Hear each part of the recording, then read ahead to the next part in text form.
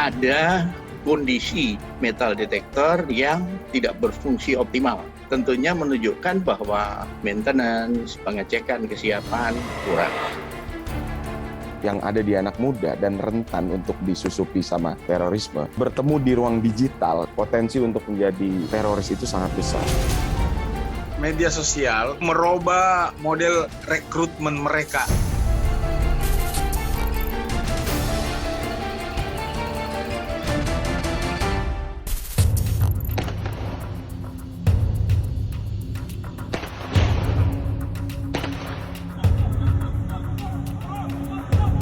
Masuk lewat mana dia? Nggak tahu dan.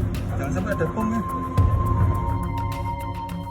Akhir Maret 2021 menjadi catatan merah bagi kepolisian Indonesia.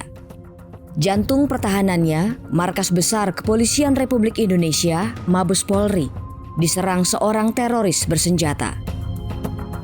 Teroris tersebut teridentifikasi bernama Zakiyah Aini, ZA, seorang perempuan berusia 25 tahun asal Ciracas, Jakarta Timur.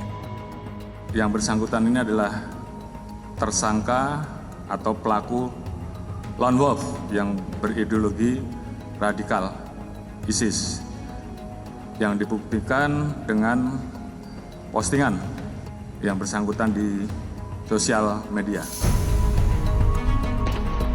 Sebelum dilumpuhkan petugas, Zakiyah Aini sempat melepaskan 6 tembakan dengan senjata jenis airgun. Usut punya usut, ia pernah terdaftar sebagai anggota pada salah satu klub penembak. Sehari berselang, Densus 88 Anti Teror Polri menangkap satu orang yang diduga memasok airgun kepada Zakiyah Aini. Senjata itu dibeli dari seorang pria, Muhsin Kamal, di Aceh secara daring. Ternyata Muhsin Kamal adalah narapidana kasus terorisme karena mengikuti pelatihan terorisme di Bukit Jalin, Kecamatan Janto, Aceh Besar tahun 2010 lalu. Tanda tanya besar muncul terhadap sistem keamanan Mabes Polri. Mengapa seorang teroris dapat melenggang masuk menyerang pusat kepolisian Indonesia? Ada kondisi metal detektor yang tidak berfungsi optimal. Jadi orang melintas setelah 1 meter baru bunyi. Nah ini tentunya menunjukkan bahwa maintenance, pengecekan kesiapan kurang. Nah saya melihat kelemahan di sini bicara masalah maintenance. Begitu tahu sudah nggak berfungsi maksimal antara diganti atau diperbaiki. Atas aksi teror ini, Polri pun tak dapat menampik bahwa sistem pertahanannya kecolongan. Dimungkinkan dia masukkan di bagian tubuhnya, entah di pinggang atau di mana, ya, dan itu nyatanya memang lolos dari penjagaan. Awalnya Zakiyah Aini masuk melalui pintu belakang Mabes Polri. Lolos dari pemeriksaan petugas, ia menuju pos penjagaan utama dengan alasan menanyakan kantor pos Mabes Polri. Setelah menunjukkan arah kantor pos, Zakiyah Aini meninggalkan pos penjagaan. Namun selang beberapa menit kemudian, ia kembali ke pos penjagaan dan melepaskan rentetan tembakan ke arah petugas. Akibat aksi nekatnya, polisi menembak mati Zakiyah Aini. Pada sisi lain, pengetatan sistem keamanan markas kepolisian pun mendesak dilakukan. Ketika semua sudah didesain pengamanannya, desain pengamanan fisik dan peralatannya, maka kunci terakhir orangnya, pengawasannya, kesiapannya. Ini menjadi penting. Kita tidak boleh pilih kasih, tidak peduli, semua harus digeledah seperti di bandara.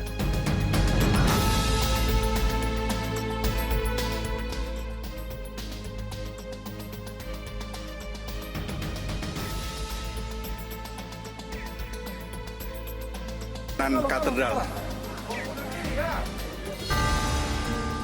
78 jam sebelum aksi teror di Mabes Polri, sebuah bom meledak di Gereja Katedral Makassar.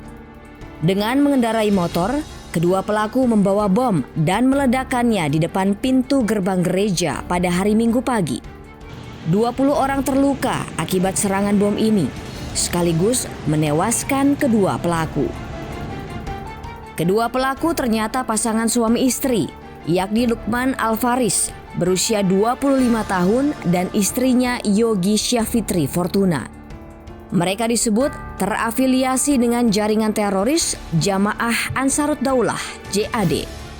Kemudian saudara L dan saudara JSF ini beberapa bulan yang lalu, tepatnya 6 bulan, dinikahkan oleh Rizali yang beberapa waktu lalu telah ditangkap di bulan Januari. Rizali dan saudara adalah kelompok JAD yang memiliki keterkaitan dengan peristiwa pengepungan di Gereja Katedral dulu di Binjai pada tahun 2018. Lantas, adakah keterkaitan antara aksi lone wolf teroris di Mabes Polri dan bom bunuh diri di Gereja Katedral? Analisa saya, dia terinspirasi apa yang terjadi di Makassar. Dia melihat, dia menyaksikan, mengikuti kok begitu mudah dan kemudian terblow up di media. Dia kemudian terpikir untuk oke, saya akan melakukan amaliyah. Muncul pertanyaan, emangnya bisa bunuh polisi dengan pistol airgun seperti itu? Enggak, kecuali jarak dekat ke sasaran vital ya. Tapi tujuan dia bukan itu. Dia ingin mati. Namun, ada kesamaan menarik terkait latar belakang pelaku teror, baik di Gereja Katedral Makassar maupun di Mabes Polri. Ketiganya merupakan generasi milenial. Sebagai generasi milenial, para pelaku pun tak asing dengan internet dan media sosial. Pelaku bom Makassar, Lukman Faris, diduga lihai merakit bom melalui tutorial di internet. Sementara pelaku serangan Mabes Polri diduga terpapar paham radikal melalui media sosial. Satu hal yang menjadi pemantik, intoleransi dan kebencian menjadi dasar aksi radikal. Milenial itu kan sukanya bosenan gitu ya, karena ini mencari itu tadi, mencari jawaban. Nah kalau dia itu tidak mendapatkan mentor, pembimbing, atau ada permasalahan dengan anxiety individunya itu, ya dia nyarinya kemana-mana gitu, nyarinya ke sosial media.